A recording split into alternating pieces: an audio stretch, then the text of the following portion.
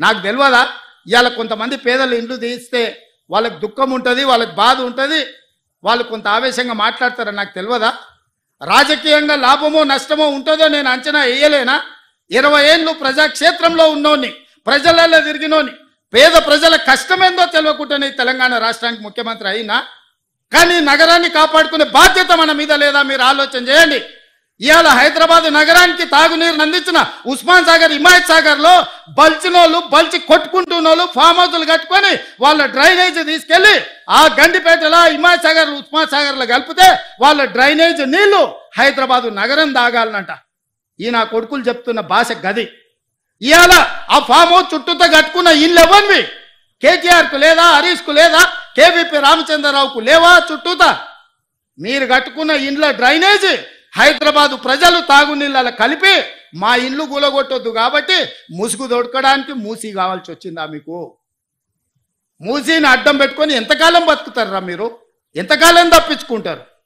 వారం రోజులు, 10 రోజులు, 15 రోజులు, నెల రోజులు అయినా వదల మీ భర్త మీరు అనుకుంటూనే ఒక్కనొక్కని చింతపండు చేస్తా. మూసి పేదలకు ఏం చేద్దామో చెప్పండి. ప్రతి పేదవాడికి మంచి కాలనీలు చేసి ఇల్లు కట్టిద్దాం చెప్పండి. ప్రభుత్వం దగ్గర భూములు లేవా? ప్రభుత్వం ఏమైనా గొడ్డుపోయిందా? జవహర్ నగర్లో 1000 ఎకరాలు ఉంది ప్రభుత్వాన్ని. మూసీలున్న పేదోళ్ళందరికీ తలా 150 గజాలు చేసి ఇచ్చి ఇందిరమ్మ ఇల్లు కట్టిద్దాం. రాండి సన్నాసులారా, ముందుకు రాండి, పేదోళ్ళు కట్టిద్దాం. ఎవరైతే నమ్మి మోసపోయి కట్టుకున్నారో వాళ్ళ ఇల్లు కట్టడానికి ఎంతైందో నష్టపరిహారం ఇద్దాం, ప్రభుత్వం ఖజానా నుంచి పంచుదాం. రాండి, అందరం కూర్చొని పంచుదాం ఒకటే వేదిక మీద. ఇవాళ ఈ ప్రాంతంలో ఎంపీ ఆయన మాట్లాడుతుండు. ఇక ఆయన గురించి నేను ఎక్కువ మాట్లాడదలుచుకోలే. కానీ ఆయనకు బాధ్యత లేదా? ఎంపీకి గెలిచినావు కదా, మోడీ దగ్గర నుంచి ఏం తెస్తావు తీసుకురా. గుజరాత్లో అహ్మదాబాద్లో సబర్మతి రివర్ ఫ్రంట్ నరేంద్ర మోడీ కట్టుకోవచ్చు అంట, కానీ నరేంద్ర మోడీకి ఊడిగం చేస్తాడంటేనే కానీ మూసీ రివర్ ఫ్రంట్ మాత్రం తెలంగాణలో కట్టొద్దంట. ఏం న్యాయమా ఇది? ఇక్కడ ఉన్న ప్రజలే కాదు, నువ్వు కూడా బతకనికి వచ్చినోనివే. నువ్వు బతకనికి వచ్చినావు, ఓట్లు వేపించుకున్నావు, ఎంపీ అయినావు. కానీ వాళ్ళు మాత్రం మూసీలు అదే మురికి కూపంలో ఉండాలనా? వాళ్ళందరినీ చక్కదిద్దాల్సిన బాధ్యత నీకు లేదా? రా, ఈటల రాజేందర్ ఇద్దరం కలిసి మోడీ దగ్గరికి పోదాం. పోయి 25,000 కోట్లు తీసుకొద్దా, మూసీలు ఉన్న పేదోళ్ళకి పంచి పెడదాం, ఇల్లు కట్టిద్దాం, డబుల్ బెడ్రూమ్ ఇల్లు కాదు మంచి కాలనీలు కట్టిద్దాం వాళ్ళకు. 40 లక్షల కోట్ల బడ్జెట్ ఉంది కదా మోడీ దగ్గర. హైదరాబాద్ నగరానికి 25,000 కోట్లు ఇవ్వలేడా? చేవెళ్ళ మీరే గెలుస్తారు, సికింద్రాబాద్ మీరే గెలుస్తారు, మల్కాజ్గిరి మీరే గెలుస్తారు, మెదక్ మీరే గెలుస్తారు, నగరం చుట్టూతో మొత్తం మీరే గెలిచింది కదా ఈటల రాజేందర్ గారు. మోడీ దగ్గరికి వెళ్ళి ఏం తెద్దామో రాపోదాం. నాకేం బేసిజా లేవు. రాజేందర్ గారు రండి సచివాలయానికి, ఏ ప్రతిపాదన తెస్తారో తీసుకురండి. కేటీఆర్ హరీష్ రావు మొదటి రోజు మాట్లాడతారు, తెల్లారా జిరాక్స్ కాపీ తీసుకొని ఈటల రాజేందర్ మాట్లాడతారు. ఏందా ఈ భాగవతం? ఏమనికి అర్థమైతే లేదా? 10 ఏళ్ళు వాళ్ళతో మంత్రుండి నువ్వేం వెలుగబెట్టినావు తెలంగాణ సమాజం గమనిస్తలేదా? గౌరవం పెట్టుకోండి రాజేందర్ గారు. మీరు మిమ్మల్ని గౌరవించాలనే మేము అనుకుంటున్నాం, కానీ మీరు ఆ గౌరవం నిలబెట్టుకునే పరిస్థితి లేదు. మీరు పార్టీ మారినరు, వేరే పార్టీ ఎంపీ అయినరు, కానీ పాత వాసన మాత్రం మీకు పోతలేదు. ఆ గత్తర వాసన అట్లనే మీతో కొడుతుంది, గత్తు వాసన.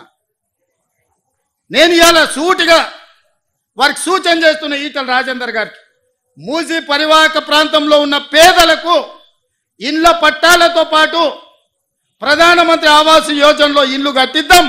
మీరు రాండి, నరేంద్ర మోడీ దగ్గరికి వెళ్దాం, నేను వస్తా, నా మంత్రివర్గాన్ని మొత్తం తీసుకొని వస్తా. మాకేం బేసిజాలు లేవు నరేంద్ర మోడీ గారిని కలవడానికి. వారు ఈ దేశానికి ప్రధానమంత్రి. మనం లక్షల కోట్ల రూపాయలు కేంద్రానికి పన్నులు కట్టినాం, 25,000 కోట్లు ఆయన దగ్గర తీసుకొద్దాం, మీరు రండి. అదేవిధంగా హరీష్ కేటీఆర్ కూడా నేను చెప్తున్నా, మీరు ప్రతిపక్షం అంటున్నారు కదా, రండి సచివాలయం 4 రోజులు కానీ లేవకుండా కూర్చుందాం, చర్చ చేద్దాం. చెరువులు ఆక్రమించుకున్నోడు ఎవడు? చెరువులు ఆక్రమించుకున్నోళ్ళు ఎవరు? బఫర్ జోన్లో ఎవరున్నారు? నాలాలు ఎవరు ఆక్రమించుకున్నారు? ప్రభుత్వ పార్కులలో అక్రమ నిర్మాణాలు ఎవరు చేసారు? ప్రభుత్వ భూములలో అక్రమంగా వెంచర్లు ఎవరు వేసిండ్రు? ప్రైవేటు భూముల్లో అనుమతులు లేకుండా ఎవరు కట్టిండ్రు? ఇవన్నీ ఒక కోణం. మూసీ అనేది నగరానికి జీవనాధారం. ఆనాడు 1908లో వచ్చిన వరదలలో వేలాది మంది చచ్చిపోతే నిజాం నవాబు ఉస్మాన్ సాగర్, హిమాయత్ సాగర్ను, అనంతగిరి కొండల్లో నుంచి వచ్చే నీళ్లను నియంత్రించి ఈ ప్రాజెక్టులు కట్టి హైదరాబాదు నగరానికి తాగునీటి సమస్యను తీర్చడానికి ప్రయత్నం చేసిండు. ఇవాళ 100 సంవత్సరాలు మనకు తాగునీటి దాహార్తిని తీర్చిన ప్రాజెక్టులను ఇవాళ ముంచేయాలని మీ ఫామ్ హౌజులు కట్టి మీరు ఆక్రమించుకున్నారు. ఇవే కాకుండా వందలాది గొలుసుకట్టు చెరువులను హైదరాబాదు నగరంలో ఆక్రమించుకున్నారు. ఇవాళ ఆ చెరువులను మనుషులు కొంతమంది దురాశపరులు ఆక్రమించుకోవడంతో చెరువులో ఉండాల్సిన నీళ్లు వీధుల్లోకి వచ్చి వీధుల్లో నుంచి మన ఇంట్లోకి వస్తున్నాయి. ఇవాళ కొద్దిమంది అక్కడ నిర్మాణాలు చేసుకోవడం వల్ల వేలాది కాలనీలలో ఉండే లక్షలాది కుటుంబాలు ఇవాళ నీట మునుగుతున్నాయి. దీనికి ఒక పరిష్కారాన్ని చూపించాలి. ఎవరో ఒకరు నడుము బిగించాలి. ప్రతి వారు చూసి నాకెందుకులే అని వదిలేస్తే ఈ నగరం మునిగిపోతుంది. చూస్తుంటే చెరువులు మూసుకుపోయినాయి, నాలాలు మూసుకుపోయినాయి. ఇంకా కొంతకాలం చూస్తే మూసి కూడా మూసుకుపోతుంది. ఇవన్నీ మూసుకుపోయినాక వర్షాలు వరదలు వచ్చినప్పుడు ఆ నీళ్లు వచ్చేది మన ఇళ్లలోకే. ఆ రోజు మనల్ని కాపాడడానికి అయ్యో పాపం అనడానికి కూడా ఎవడు మనిషి మిగలడు.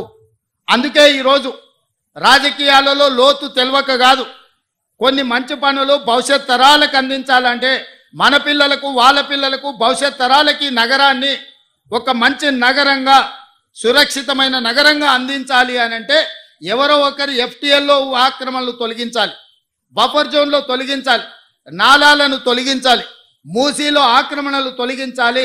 వర్షాలు వచ్చినప్పుడు వరదలు రాకుండా ఈ నీళ్లను నియంత్రించి చెరువుల్లో ఒడిసి పట్టాలి. హైదరాబాదు నగరం ఇవాళ ఒకప్పుడు 200 ఫీట్లు వేస్తే బోరు పడేది, ఇవాళ 1200 ఫీట్లు వేసినా బోరు పడతలేదు. దీనికి కారణం ఈ సాగునీటి చెరువులను ఈరోజు ఆక్రమణలకు గురి కావడం కాదా? మరి ఈ సమస్యకు పరిష్కారం ఏంది? ఇవాళ ఇంకుడు గుంతలు కట్టాలి అని చెప్పినాం. ఎన్ని ఇళ్లల్లో ఇంకుడు గుంతలు ఉన్నాయని నేను అడుగుతున్నా. ఇవాళ అందుకే మా అధికారులకు ఆదేశాలు ఇచ్చిన, ఇంకుడు గుంతలు కట్టని ఇండ్లకు అనుమతులు ఇచ్చేది లేదు. ఇంకుడు గుంతలు లేని ఇండ్లకు నీళ్ల ట్యాంకర్ 2 అంతలు ఛార్జ్ చేయమని మా అధికారులకు నేను ఆదేశాలు ఇస్తున్నా. ఇవాళ వాతావరణం కలుషితం అయిపోయి హైదరాబాదు నగరంలో నీళ్లు అడుగంటిపోయి 2000 ఫీట్లు బోర్ వేసుకున్నా నీళ్లు పడని పరిస్థితి వస్తే ఈ నగరంలో ప్రజలు బతకలేరు. ఈ నగరం సర్వనాశనం అయిపోతుంది.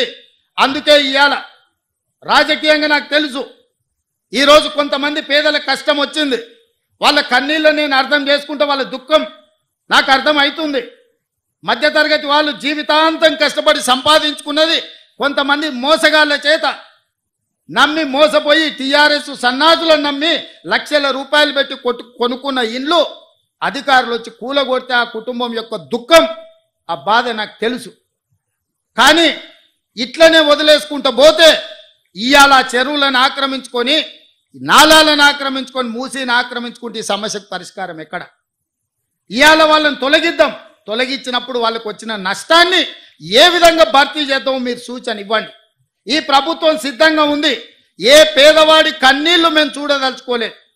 ప్రతి పేదవాడికి ప్రత్యామ్నాయం చూపించాలన్నదే నా ఆలోచన. ఇవాళ మూసీలో ఆ దోమలు, ఆ కంపు, ఆ కలుషితంలో బతికే కంటే ఒక మంచి డబుల్ బెడ్రూమ్ ఇల్లు ఇచ్చి వాళ్ళు బతకడానికి ఉండడానికి ఇచ్చి వాళ్ళకు పని కల్పించి వాళ్ళ పిల్లలు చదువుకోవడానికి ప్రభుత్వం ఏర్పాటు చేస్తే కేటీఆర్ హరీష్కి వచ్చిన నొప్పేందే, ఈటల రాజేందర్ దుఃఖమేందే నాకు అర్థమైతలేదు. ఏంది మీ బాధ? వాళ్ళు మంచిగా బతకొద్దా? వాళ్ళు ఎప్పటికీ పేదోళ్ళలాగానే ఉండాలి, మూసీళ్ళే ఉండాలి. వాళ్ళ పేదరికం చూపించి వాళ్ళ దగ్గర ఓట్లు వేసుకొని మీరు ఎమ్మెల్యేలు ఎంపీలు కావాలనా? వాళ్ళు మంచిగా బతకొద్దా? వాళ్ళు మంచిగా బతుకుతే వాళ్ళ పిల్లలు చదువుకుంటే మీ దొరతనాన్ని ప్రశ్నిస్తారని చెప్పి ఈరోజు మీరు అడ్డం పడుతున్నారా? అదేవిధంగా బఫర్ జోన్లు ఉన్నోళ్ళను మీలాంటి మోసగాళ్ళు వాళ్ళకి అమ్ముతే వాళ్ళకి ఏ నష్టపరిహారం ఇద్దామో చెప్పండి. ప్రభుత్వం గొట్టుపోలే, ప్రభుత్వం మొత్తం దివాలా తీయలే. నువ్వు 7 లక్షల కోట్ల రూపాయలు అప్పు చేసినా ఈ ప్రభుత్వానికి చిత్తశుద్ధి ఉంది. ప్రభుత్వం నిధులు తెద్దాం, తెచ్చి వాళ్ళని ఆదుకుందాం. ఏ విధంగా వాళ్ళను తొలగించడం ద్వారా వాళ్ళకి న్యాయం చేద్దామో చెప్పండి. చెరువులలో ఉన్న ఎఫ్టీఎల్ తొలగించాల్సిందే, బఫర్ జోన్ అక్రమ నిర్మాణాలు తొలగించాల్సిందే, కాలువలలో నాలాల ఆక్రమణలు తొలగించాల్సిందే, మూసీలో ఉన్న అక్రమ నిర్మాణాల నుంచి బెడ్లో మూసి రివర్ బెడ్లో ఉన్న పేదల ఇల్లు తొలగించాల్సిందే, బఫర్ జోన్లు ఉన్నాయి తొలగించాల్సిందే. తొలగించేటప్పుడు వాళ్ళకి ఏ విధంగా ఆదుకోవాలో ప్రభుత్వం ప్రణాళిక చేస్తుంది. మీ దగ్గర ఏమన్నా సూచన ఉంటే చెప్పండి. మొదటి ప్రణాళిక మూసీ రివర్ బెడ్లు ఉన్న వాళ్ళకి డబుల్ బెడ్రూమ్ ఇల్లు ఇచ్చి తొవ్వ ఖర్చులకు కూడా 25,000 రూపాయలు ఇస్తున్నాం.